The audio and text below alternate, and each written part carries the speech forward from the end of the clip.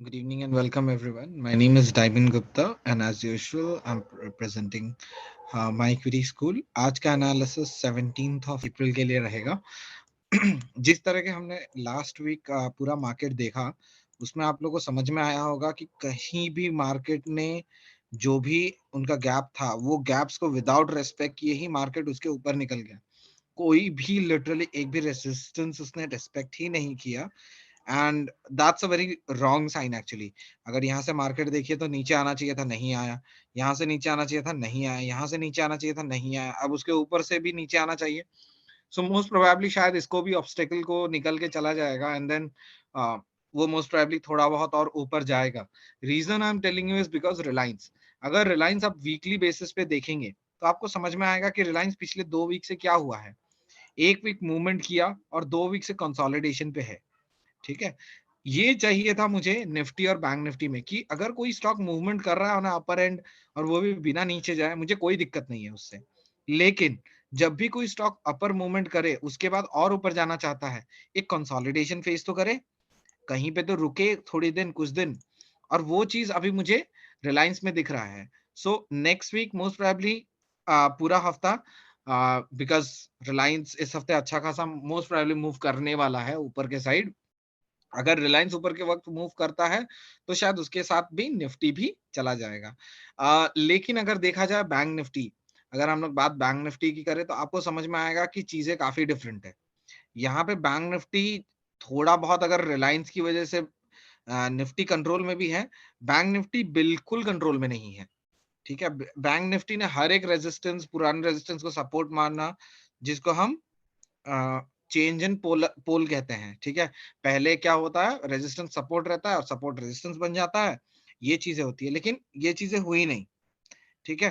तो अभी मेरे को थोड़ा बहुत मार्केट का जो भी मूवमेंट है वो इनडाइजेशन लग रहा है, डाइजेस्टिव नहीं हो रहा, मुझे हजम ही नहीं हो रहा ये मूवमेंट कि 39,000 के आसपास से मार्केट शुरू होवे और सीधा निकल जाए 42,000 और मार्केट बिना रिट्रेसमेंट दिए ही निकल जाए. एक रेड कैंडल आपको बीच में यहाँ दिख रहा होगा, वो भी रेड था नहीं.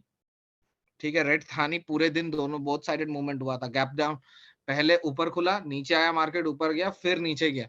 सो मार्केट ने कोई ढंग का मूवमेंट किया नहीं है पिछले कुछ दिनों में. Hence I am little bit sceptical about the market कि अगले वीक क्या होने वाला है. अभी हम लोग कोशिश करेंगे कि 1 से 2 दिन ट्रेड के बाहर रहिए, स्टॉक्स में ट्रेड कीजिए, निफ्टी बैंक निफ्टी से थोड़ा बाहर रहिए, एक अच्छा पुल बैक आने दीजिए. अगर पुल बैक नहीं आता है, नीचे की ओर मार्केट नहीं आता है और ऊपर की ओर ही जाता रहता है, it's okay to miss a trend. ठीक है. ये आप लोगों ने बात सुनी होगी, मुंबई की लोकल और स्टॉक, स्टॉक के प्राइसेस आते जाते रहते हैं, इसकी टेंशन मत लीजिए, एक छूटा तो दूसरा आएगा. बट अगर आपने यहाँ पे अच्छा खासा लॉस कर लिया, लेट्स से आपने यहीं पे बाय कर लिया और मार्केट यहाँ से रिट्रेस हो गया, मान लीजिए 1,000 पॉइंट हो गया, 1,500 पॉइंट रिट्रेस हो गया, हु नोस, हो तो कुछ भी सकता है. राइट. अगर ऐसा कुछ हो गया, in that case you will make a big loss. Hence it is better कि आप यहाँ रुक जाइए 1-2 दिन. ट्रेंड जब तक कंफर्म रहेगा, एटलीस्ट मुझे कल का दिन देखना है, 3 दिन बाद मार्केट ओपन हो रहा है. फ्राइडे भी छुट्टी थी, सैटरडे भी छुट्टी थी और संडे भी छुट्टी थी. 3 दिन बाद मार्केट ओपन हो रहा है. इस बीच एचडीएफसी बैंक का रिजल्ट भी आया है जो कि काफी हद तक पॉजिटिव है. तो मैं चाहता हूं कि एक पॉजिटिव एंड पे मार्केट खुल के थोड़ा बहुत नीचे आए. अगर वो चीज होता है, I am quite happy about it. लेकिन विदाउट रिट्रेसमेंट मूव करना मेरे लिए बहुत मतलब इनडाइजेस्टिव है. यहाँ देखिए क्या हुआ, यहाँ से market without any retracement move किया वन साइड, लेकिन उसी तरीके से गिर भी गया. ठीक है. उठने में कितना महीना लगाया, अक्टूबर से लेकर दिसंबर, 2 महीने लगाए. दिसंबर से लेकर ऑलमोस्ट उसी लेवल के आसपास कितने महीने में आ गया, 1 महीने में आ. ठीक है. और उसके बाद देखिए वहीं पे कंसोलिडेट कर रहा है, कहीं मूवमेंट मार्केट किया नहीं है. ठीक है. और पिछले 3 हफ्तों से अगर आप green candle back to back देख रहे हैं, 3 ग्रीन कैंडल आपको दिख रहे होंगे. ठीक है. और मैंने पिछले 2-3 हफ्ते पहले ही आपको बताया था कि ये मार्केट में बाइंग का मोमेंटम है, मार्केट में आपको अभी बाइंग करना है. जब ये कैंडल फॉर्म हुआ था मैंने तभी आप लोग को बाइंग का सजेशन दिया था. ठीक है. अभी आपका खाली प्रॉफिट बुक करना है आपको. और अगर आप में से बाय नहीं किया किसी ने, so again truth once again coming out. Right. कि जब भी मार्केट कहीं लोग सेल कर रहे हो आप बाय करिए, और जब भी लोग बाय कर रहे हो आप सेल कीजिए. ठीक है. बहुत बड़े इन्वेस्टर ने कहा, वॉरेन बफेट ने कहा है, when others are greedy you become fearful, When others are fearful, you become greedy. ठीक है, अगर मैं बात करूं तो अगला रेजिस्टेंस मेरे लिए 43,000 पे है, जहां से मार्केट गिरा था, ये है वो लेवल। ठीक है, वरना उससे पहले मेरे पास ढंग के रेजिस्टेंसेस भी नहीं है, इसीलिए मैं अभी के लिए ट्रेड करना नहीं चाहता ऑनेस्टली। सो लेट्स सी क्या होता है। That's about Nifty and bank Nifty. अगर हम स्टॉक की बात करें तो टाइटन में मैं एक शॉर्ट ट्रेड प्लान कर रहा था ऑन डेली लेकिन अब वो स्टॉक उस तरह से पॉजिटिव निकल गया है। मैं यहीं पे मैंने आपको लास्ट वीक बताया होगा टाइटन कि यहाँ पे मैं शॉर्ट ट्रेड वो प्लान कर रहा था, लेकिन टाइटन ने पहले तो उसको ऊपर की तरफ तोड़ा और उसके बाद अभी ये एक कंसोलिडेटेड स्टेज में है।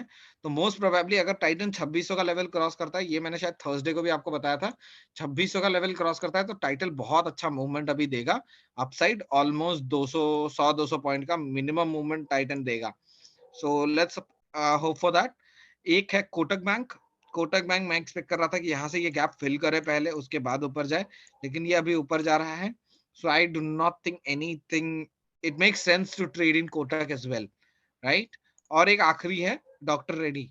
आई एम प्रिडिक्टिंग कि डॉक्टर रेड्डी यहाँ से थोड़ा बहुत रिट्रेसमेंट कर जाए। एक सेकंड में फिबोनाची लगा के देख लेता हूँ तो मुझे पता चल जाएगा कि कहाँ तक का मूवमेंट है।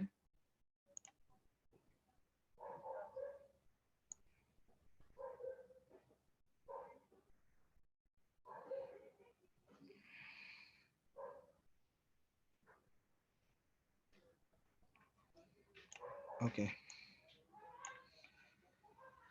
अच्छा, कोटक अगर यहाँ से नीचे आता है तो 4786 के आसपास आएगा एंड देन वापस मेरे लिए तो ऑब्वियसली वो 4620 तक आ जाए तो मेरे लिए बहुत अच्छी बात है, 50% रिट्रेसमेंट रहेगा, लेकिन मोस्ट प्रोबेबली वहां तक आने का चांस थोड़ा कम है। अगर कोटक यहाँ से मूव करना शुरू होता है तो अगला टारगेट हमारा रहेगा 5090 5087 के आसपास, जो कि यहाँ से बहुत अच्छा आपका मूवमेंट है। तो ये लेवल के आसपास कोटक अगला टारगेट आपका रहेगा। हाँ, और यही लेवल आप देखोगे तो रेजिस्टेंस भी है, यहाँ पे रेजिस्टेंस है। ठीक है, तो सॉरी, ये वाला लेवल, तो ये लेवल यहाँ पे रेजिस्टेंस है। ठीक है, और ये लेवल अभी का लेवल रेजिस्टेंस है। तो अगर 50% तक रिट्रेसमेंट कर जाता है, कल अगर थर्सडे का लो डॉक्टर रेड्डी तोड़ता है, तो only stock which I am suggesting ये तो trade is either Titan, Reliance, Titan और Reliance on the upper end और doctor Reddy on the lower end. कि अगर पिछले कुछ दिनों का हाई तोड़ता है टाइटन और रिलायंस तो ऊपर के और ट्रेड कीजिए, और डॉक्टर रेड्डी अगर पिछले कुछ दिनों का लो तोड़ता है और डॉक्टर रेड्डी अगर हाई तोड़े तो भी आप ट्रेड कर सकते हैं, और आपका टारगेट होगा 5087 विच इज 5090 के आसपास, मतलब 5100 के आसपास का टारगेट होगा, विच इज ह्यूज। 150 पॉइंट का पैसा, 150 पॉइंट का रिटर्न अच्छा खासा होता है। Right now market is in crucial phase, try and not to trade in Nifty and bank Nifty for now, right? That should be it from my side, guys.